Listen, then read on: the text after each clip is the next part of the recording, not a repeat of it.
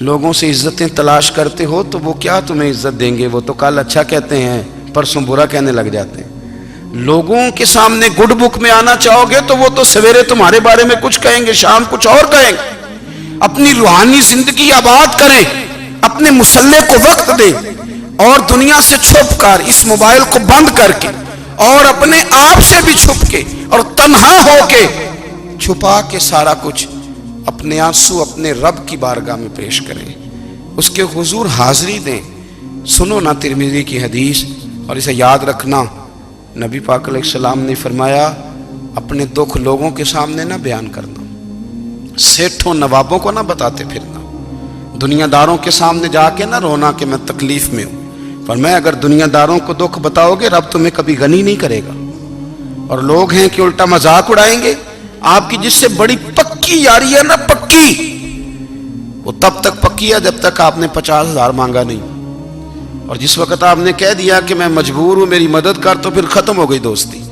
لوگوں کے تعلقات آپ کے ساتھ تب تک ہیں جب تک آپ ان سے کوئی ضرورت وابستہ نہیں کرتے۔ کریم محبوب فرمانے لگے بندوں کے سامنے دکھ نہ بیان کرنا، اللہ تجھے کبھی غنی نہیں کرے گا۔ تو اپنے دکھ اپنے رب کو بتا، تو دعائیں مانگ، تو اس کی بارگاہ میں حاضر ہو، تو اس کے حضور عرض کر۔ فرمایا اپنے دکھ اپنے رب کو بتا، وہ جلدی کرے یا دیر سے کرے تجھے ساری دنیا سے بے نیاز کر دے گا، تجھے کسی کا محتاج نہیں رہنے دے گا۔ اپنے مسلح کو، اپنی دعاؤں، ایک بزرگ فرماتے ہیں میں نے دعا مانگنے کا طریقہ اپنی بیوی سے سیکھا، دعا مانگنے کا طریقہ اپنی، سیکھنے والے تو اپنے بچوں سے بھی سیکھ لیتے ہیں، سیکھنے والے تو ہر ایک سے سیکھتے ہیں۔ وہ کہتے ہیں میں نے دعا مانگنے کا سلیقہ اپنی بیوی سے سیکھا ہے۔ حضرت وہ کس طرح؟ فرمانے لگے میری بیوی نے نا مجھے کوئی کام بتایا، کچھ پیسوں کی ضرورت کے لیے کہا، تو میں نے اسے کہا کہ بھئی ابھی میرے پاس نہیں ہے، کچھ دنوں میں آتے ہیں تو میں دے دوں گا۔ عورتوں کی عادت ہوتی ہے وہ بار بار یاد کراتی ہیں، 2-4 دنوں کے بعد پھر اس نے کہا حضرت وہ میں نے کہا تھا کچھ پیسے، میں نے اسے کہا کہ ابھی میرے پاس نہیں ہے، کچھ دنوں میں ملتے ہیں تو میں تمہیں دے دوں گا۔ اس نے کچھ دنوں کے بعد پھر کہا حضور وہ میں نے کچھ پیسے کہے تھے۔ فرماتے میں نے ڈانٹ دیا، میں نے کہا کہ کیا تو روز مجھے شرمندہ کرتی ہے، کہا نا میرے پاس نہیں ہے، ہوں گے تو دے دوں گا، تو روز یاد کراتی ہے۔ فرماتے ہیں اس نے پہلے تو میری ڈانٹ کو سہا، پھر میرے سخت جملوں نے اس کی آنکھوں میں آنسو پیدا کر دیے، پھر اس نے اپنے آنچل میں اپنے اس دکھ کو سمیٹا، اور پھر اس نے ایک جملہ کہا تو میں رو پڑا، اور مجھے اپنے رب سے مانگنے کا طریقہ آ گیا۔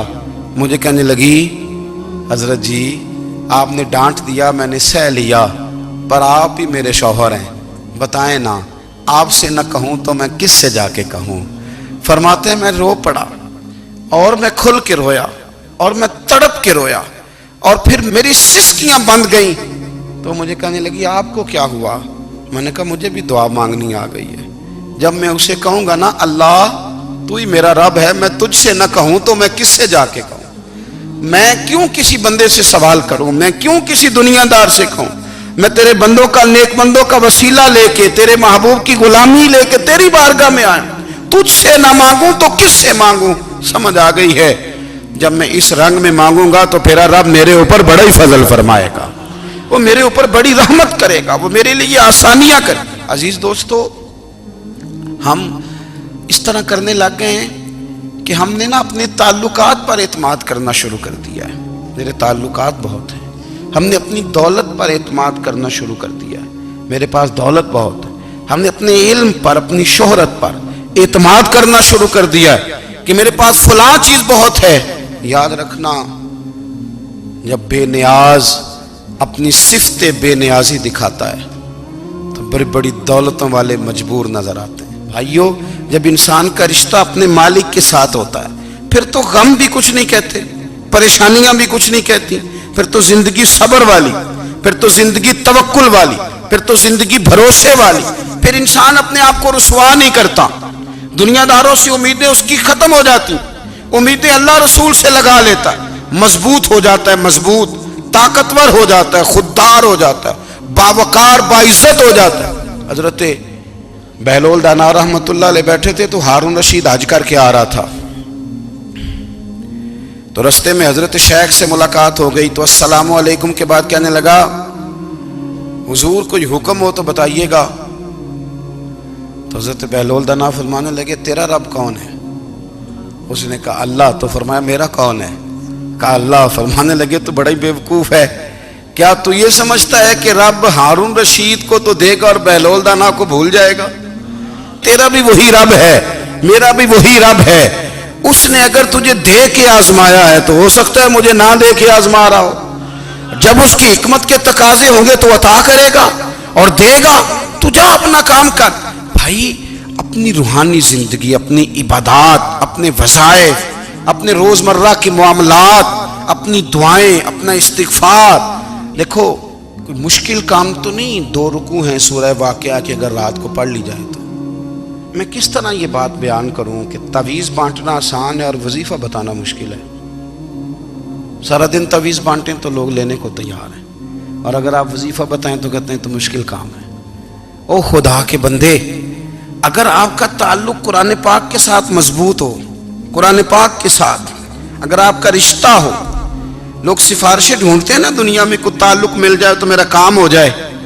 دنیا میں اتنا مشکل معاملہ ہے، آخرت میں مجھے بتائیے گا کتنا مشکل معاملہ ہوگا. میرے نبی پاک صلی اللہ تعالی علیہ وسلم نے فرمایا جو لوگ سورہ ملک پڑھا کرتے تھے نا، سورہ ملک، یہ سورت ملک قیامت میں ان کی سفارش کرے گی، اور اس طرح کرے گی کہ کہے گی اے اللہ یہاں اس بندے کو جنت میں داخل کر دے یا مجھے قرآن پاک سے علیحدہ کر دے. تو رب فرمائے گا جا اس کا دامن تھام کے اسے جنت تک پہنچایا. آپ بات کو سمجھیں، جب آپ کے تعلقات اپنے معاملات کے ساتھ مضبوط ہوں گے. یہ نبی کریم نے وعدہ کیا ہے کہ تو سورت واقعہ پڑھ تیرے گھر میں فاقہ نہیں آئے گا. حضرت عبداللہ ابن مسعود رضی اللہ تعالیٰ عنہ بیمار تھے تو حضرت عثمان غنی رضی اللہ تعالیٰ عنہ تیمارداری کے لیے تشریف لے گئے اور جا کر کے کہا کہ آپ بڑے بیمار ہیں، آپ کی بیٹیاں زیادہ ہیں، میں چاہتا ہوں کہ خزانے میں سے کچھ مدد کروں. تو سیدنا عبداللہ ابن مسعود رضی اللہ تعالیٰ عنہ اٹھ کے بیٹھ گئے اور کہنے لگے امیر المومنین، اللہ آپ کو میری طرف سے، میری بیٹیوں کی طرف سے بہتر صلہ دے. میری بیٹیوں کو کسی خزانے کی ضرورت نہیں، میں نے انہیں خزانہ دے دیا ہے.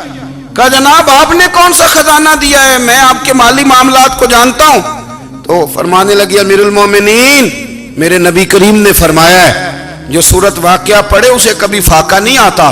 میں نے بیٹیوں کو یاد کرا دی ہے، یہ خزانہ میں نے انہیں دے دیا ہے. وہ سارے والدین سنیں جو بیٹیوں کے لیے پریشان رہتے. حضرت عبداللہ ابن مسعود نصیحت کر رہے ہیں، فرمانے لگے میں نے سورت واقعہ یاد بھی کرا دی ہے، پڑھنے کی عادت بھی ڈال دی ہے. حضور نے فرمایا ہے جو سورت واقعہ پڑھے اسے فاقہ نہیں آتا. کہنے لگے چاند تو اپنی جگہ چھوڑ سکتا ہے، سورج گر سکتا ہے، تارے ٹوٹ سکتے ہیں، پر مدینے والے رسول کی بات غلط نہیں ہو سکتی. حضور نے فرمایا فاقہ نہیں آئے گا تو انشاءاللہ کبھی بھی نہیں آئے گا. کرنے کا کام یہ ہے کہ ہم اپنے معاملات، اپنی عبادات، اپنی دعائیں، کبھی 10 منٹ عادت ہو جائے نا دعا مانگنے کی علیحدہ سے رات کو. حضور نے فرمایا جو فرض نماز کے بعد دعا مانگے اللہ اس کی قبول کر لیتا ہے. نبی پاک صلی اللہ تعالی علیہ وسلم نے فرمایا اللہ مسافر کی دعا قبول فرماتا ہے. حضور نے فرمایا اللہ مظلوم کی دعا قبول فرماتا ہے. حضور نے فرمایا بیمار سے دعا کراؤ اللہ اس کی دعا قبول فرماتا ہے. میرے نبی پاک نے فرمایا ماں باپ جب بھی اولاد کے لیے ہاتھ اٹھائیں، ویسے تے بلے شاہ تو آسمانی اڈ دیا ہی پھڑ دیں، جڑا گھر بیٹھا انہوں بڑھیا ہی نہیں. حضور فرمانے لگے ماں باپ جب بھی اولاد کے لیے دعا فرمائیں اللہ ان کی دعا کو قبول کرتا ہے. آپ اپنا تعلق بنائیں دعا کے ساتھ، عبادت کے ساتھ، مصلی کے ساتھ رشتہ بنائیں، استغفار پڑھیں.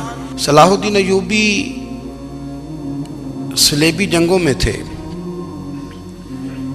رات کو مسجد اقصیٰ میں نماز پڑھی تو پریشان تھے. ایک بزرگ سے ملاقات ہوئی تو وہ کہنے لگے کہ آپ بڑے پریشان ہیں. کہنے لگے حضور پریشان اس لیے ہوں کہ پہلے ہی مسلمان کمزور ہے، اب میں نے سنا ہے دشمن کا ایک بحری بیڑا وہ جنگی سامان سے بھرا ہوا آ رہا ہے، تو اب ان کے پاس اور تلواریں اور نیزے آ جائیں گے، مسلمانوں کے پاس پہلے ہی وسائل کی کمی ہے، پریشان ہو کس طرح کر کے مقابلہ کریں گے. یہ بات کہتے ہی صلاح الدین ایوبی نے بزرگوں سے کہا حضور آپ بھی دعا کرنا، دعا کی بڑی طاقت ہے. میرے نبی پاک نے فرمایا دعا مومن کا ہتھیار ہے، دعا مومن کا، دعا مومن کا۔ حضور نے فرمایا تقدیر کو سوائے دعا کے کوئی چیز نہیں بدل سکتی، دعا مومن کا ہتھیار ہے، یہ کافر کے پاس کوئی نہیں، یہ ہتھیار ہے مومن کا۔ اللہ کرے آپ کو سمجھ آئے، پھر سنیں، کئی بار کہہ چکا ہوں یہ ہتھیار ہے۔ کافر کے مقابلے میں جو تیرے پاس سب سے بڑا ہتھیار ہے وہ دعا ہے۔ دعائیں کرانی چھوڑ دی، کرنی چھوڑ دی، لینی چھوڑ دی۔ حضرت سیدنا انس بن مالک رضی اللہ تعالیٰ عنہ فرمایا کرتے تھے، میں نے وہ رنگ دیکھا ہے جب حضور دعا مانگتے تھے اور حضور کی مقدس آنکھوں میں آنسو بھی ساتھ ہی بہا کرتے تھے، میں نے وہ انداز دیکھا ہے۔ تو صلاح الدین ایوبی بزرگ سے کہنے لگے آپ بھی دعا کیجیے، اور خود رونے لگے اور سر سجدے میں رکھ کے رونے لگے، اور عشاء سے لے کر فجر تک روئے، خوب روئے۔ صبح وہ بزرگ آئے تو صلاح الدین ایوبی کا خوبصورت اور ہنستا ہوا چہرہ دیکھا، کہنے لگے آپ بڑے خوش ہیں، رات تو میں نے بڑے روتے ہوئے دیکھا تھا۔ تو کہنے لگے حضور وہ جو بحری بیڑا آ رہا تھا نا وہ پانی میں ڈوب گیا ہے، اب وہ نہیں آ رہا، ابھی خبر آئی ہے تو میں بڑا خوش ہوں۔ بزرگ کہنے لگے اٹھ سینے سے لگ اور سن ایک بات، وہ بحری بیڑا پانی میں نہیں ڈوبا، وہ تیرے آنسوؤں میں ڈوب گیا ہے۔ وہ جو تو رات رویا ہے نا رب کریم کی بارگاہ میں تو وہ ڈوب گیا ہے۔ حضرت عائشہ صدیقہ رضی اللہ تعالیٰ عنہ فرماتی ہیں ایک عورت تھی اور اسے نبی پاک صلی اللہ تعالیٰ علیہ وسلم نے نا وہ کلمہ پڑھ کے مسلمان ہوئی، مدینہ طیبہ آ گئی تو حضور نے مسجد نبوی شریف میں اس کے لیے مکان، ایک سادہ سا کمرہ ساتھ مسجد کے بنوا دیا، وہیں رہنے لگی۔ اکثر وہ سیدہ طیبہ کے پاس آتی تو حضرت عائشہ صدیقہ رضی اللہ تعالیٰ عنہ فرماتی ہیں وہ بڑی باتیں سناتی اور آخر میں کہتی وہ ہار والا دن بھی بڑا عجیب دن تھا اور میرے رب کی قدرتوں کا دن تھا، وہ بھی بڑا عجیب دن تھا۔ سیدہ عائشہ صدیقہ رضی اللہ تعالیٰ عنہ ایک دن فرمانے لگی کہ تو ہار والے دن کا بڑا ذکر کرتی ہے، وہ کیا دن تھا؟ تو خاتون کہنے لگی اماں جی وہ دن تھا جب میرے رب پر بھروسہ اور مضبوط ہو گیا، جس دن میرا اپنے رب پر توکل اور بڑھا، میرے ایمان میں یقین میں اور پختگی آئی۔ کہنے لگی میں ایک گھر کی کنیز تھی، نوکرانی تھی، اس گھر میں ایک بچی تھی جس کے پاس سونے چاندی ہیرے جواہرات کا ہار تھا۔ اس زمانے میں نا چمڑے کے اوپر لوگ ہیرے جواہرات لگاتے تھے، کئی دفعہ سرخ رنگ کے چمڑے پہ لگائے جاتے تھے، وہ بچی پہنتی تھی۔ تو کہتی ہیں وہ بچی کے اس نے اتار کے رکھا یا اس سے گرا وہ ہار تو چیل اسے اٹھا کے لے گئی گوشت سمجھ کے اور میرے سامنے اٹھا کے لے گئی۔ گھر والوں نے مجھ سے پوچھا، یہ بخاری میں موجود ہے، گھر والوں نے پوچھا مجھ سے کہ وہ ہار کہاں ہے تو میں نے کہا چیل اٹھا کے لے گئی۔ گھر میں کچھ چوری ہو جائے تو سب سے پہلا الزام کس پہ لگتا ہے؟ ملازمین پہ۔ کہتے انہوں نے مجھے بڑا مارا، بڑی تکلیف تھی، حتیٰ کہ میری شرمگاہ تک کی تلاشی، میری عزت اتنی خراب کی میں بتا نہیں سکتی۔ میں نے اپنی زندگی میں ایک واقعہ دیکھا، ایک امیر گھر میں چوری ہو گئی، ملازم کو اتنا مارا کہ وہ چارپائی پہ پڑ گیا، پولیس والوں سے اتنی مار پڑوائی گئی کہ وہ بیچارہ چارپائی پہ پڑ گیا، اور پھر وہ اتنا بیمار ہوا اور کچھ دنوں کے بعد پتہ چل گیا کہ چور تو اپنا بیٹا ہے ان کا، پھر اس کا انتقال ہو گیا۔ اب وہ سیٹھ صاحب اور گھر والے آ کے نا مرنے والے کے کان میں معافیاں مانگ رہے ہیں، کان میں۔ تو میں نے ان سے پھر کہا تھا کہ یہ تو اب چلا گیا ہے، تمہارا زور چلتا تھا نا تو تم نے قانون خریدا اور تم نے اسے جتنا ہو سکا تم نے اسے مار پڑوائی، تمہارے پاس جو عدالتیں تھیں تم نے وہاں کارروائی کی، اب ایک عدالت قیامت کے دن لگے گی۔ یہ کمزور تھا نا، کچھ کر نہیں سکا۔ میرے نبی پاک صلی اللہ علیہ وسلم نے فرمایا سن لو، اگر سینگ والی بکری نے بغیر سینگ والی بکری کو تکلیف دی ہوگی نا تو قیامت کے دن اسے بھی بدلہ دینا پڑے گا کہ تیرے پاس سینگ تھے اور تو نے اسے مارا تھا۔ وہ خاتون عرض کرتی ہے سیدہ عائشہ کی خدمت میں کہ مجھے بڑا مارا، مجھے تکلیف دی، میں کہہ رہی تھی کہ میرے سامنے چیل لے گئی ہے پر وہ نہیں مان رہے تھے، اماں جی انہوں نے مجھے بڑا مارا۔ حضرت عائشہ صدیقہ کہتی ہیں پھر کیا ہوا؟ کہنے لگی اماں جی جب کوئی میرا مددگار نہ رہا، مجھے تکلیف دے رہے تھے، رسوا کر رہے تھے، تو میں نے اپنے رب سے مدد چاہی، میرے رب کی طرف میں نے توجہ کی، میں نے کہا مالک اب تو ہی میرا مددگار ہے، कहती है वो मुझे मार रहे थे तो वो चील जो हार ले गई थी वही लेके वापस आ गई, और हमारे सरों के करीब ला के उसने जब उस हार को फेंका, वो मुझे छोड़ के साइड पे हुए, वो मेरी बेगुनाही जान गए। लेकिन आपको बताऊं, उस दिन से मेरा अपने रब पर यकीन और बढ़ गया। मुझे समझ आ गई कि जब इंसान पूरा टूट जाता है और जब कोई चारों जानिब उसका मददगार नहीं होता, तो रब तो होता है ना, अल्लाह तो उसका मददगार होता है ना, वो तो फिर अपने उस बंदे की मदद करता है ना, फिर वो तो तवानाई देता है ना, वो तन्हा नहीं छोड़ता, वो तो आंसुओं वालों के आंसुओं पे बड़ा करम फरमाता है, वो तो कसम पुरसी में आ जाता है, उसकी रहमत बढ़ के इस्तकबाल कर लेती। ओ मेरी मिल्लत के जवानों, मज़ा नहीं आ जाता जब सारी दुनिया सोई हो, सारी दुनिया, और बिस्तर भी गर्म हो और नींद भी पूरा गलबा कर रही हो, और अचानक घंटी बजे दिमाग में, आंख खुले, घड़ी पे नजर पड़े, 3:30-4 बजे का पैगाम घड़ी बताए, और कोई चढ़ती जवानी वाला उठ के वुजू करे, और जब वो मुसल्ला खोल के बिछाए तो मदीने वाले महबूब कहते हैं कि हर नमाज पे रब सवाब देता है, और जो उठ के तहज्जुद की नमाज पढ़े उसे देख के तो रब मुस्कुराता है, जो उसकी शान के लायक है, जो उसकी शान के लायक, वो मुस्कुराता है, खुश होता है कि मेरा बंदा तहज्जुद में उठ गया, वो मुस्कुराता है। काश हमारी सुबहें कभी अपने मालिक के नाम हो जाएं, काश के सुबह। हजरत अबुल हसन रहमतुल्लाह ताला अलैह हजरत माज इब्ने जबल रदी अल्लाह ताला अन्हु के पास बैठा करते थे। फरमाते हैं उनसे जो प्यार बढ़ा तो फिर मेरा मुसल्ले से भी बढ़ गया। ताबिएं फरमाते हैं सहाबी रसूल से मोहब्बत हुई तो जिक्र से भी हो गई, फिर दुरूद शरीफ से भी हो गई, मोहब्बत उनसे बढ़ी तो फिर अल्लाह ने मस्जिद का प्यार भी बढ़ा दिया। आप फरमाते हैं कि मेरी हर वक्त तबीयत चाहती थी कि बस अल्लाह अल्लाह करूं, बस अल्लाह अल्लाह करूं, बस ना मैं ज़रा थोड़ी जान छुड़ाऊं लोगों से, को 10 मिनट मिले तो मैं कुछ 4 नफल पढ़ लूं, मैं थोड़ा सा ना बचूं लोगों से, और मुझे तस्बीह मिले तो मैं ना कुछ 400-500 दफा इस्तिगफार पढ़ूं, सुभान अल्लाह, अल्हम्दुलिल्लाह, अल्लाहु अकबर, ला हौला वला कुव्वता इल्ला बिल्लाह, मैं ना तस्बीहात पढ़ूं। फरमाते हैं कि बच्चे थे घर में 6-7, गुर्बत थी, काम मिलता कोई नहीं था, और मैं काम चोर नहीं था, काम ढूंढता था, पर अल्लाह की कुदरत के काम नहीं मिलता था। फरमाते हैं कि मैंने एक दिन अपनी अहलिया से कहा कि आज मैं फिर जाता हूँ काम ढूंढने, तो मेरी बीवी बड़ी फर्मा बरदार थी, पर उस दिन ना गुर्बत के हाथों तंग आके कहने लगी, आज नाना कोई तू चीज़ लेके आया, तो मुझसे बच्चों की भूख नहीं देखी जाती है, सब रोगां दा रोग मुहम्मद जिसदा नाम गरीबी, कंड बुला के लंघ जाते नहीं दोस्त यार करीबी, आज ना कुछ लेके आया तो मैं बच्चे लेके मेके चली जाऊंगी। शेख फरमाते हैं कि मैं बड़ा परेशान घर से निकला, पर मैंने सुबह से लेके जोर तक काम ढूंढा, काम मिला कोई नहीं, तो मेरे दिल में ख्याल आया चलो काम नहीं मिलता तो अल्लाह अल्लाह तो करे ना, चलो बंदों की मजदूरी नहीं मिलती तो रब करीम की इबादत ही करते हैं। फरमाते हैं कि मैंने ना फुरात के पानी से वुजू किया, नहर के, शदीद धूप थी, साथ रेत थी और रेत तप रही थी, मैंने अपना रुमाल वहीं मुसल्ला के तौर पर बिछा लिया, और फरमाते हैं कि जोर से लेकर असर तक नमाज पढ़ी, धूप भी पूरे जोर पे, पर मेरे सजदे का ज़ौक़ भी पूरे जोर पे।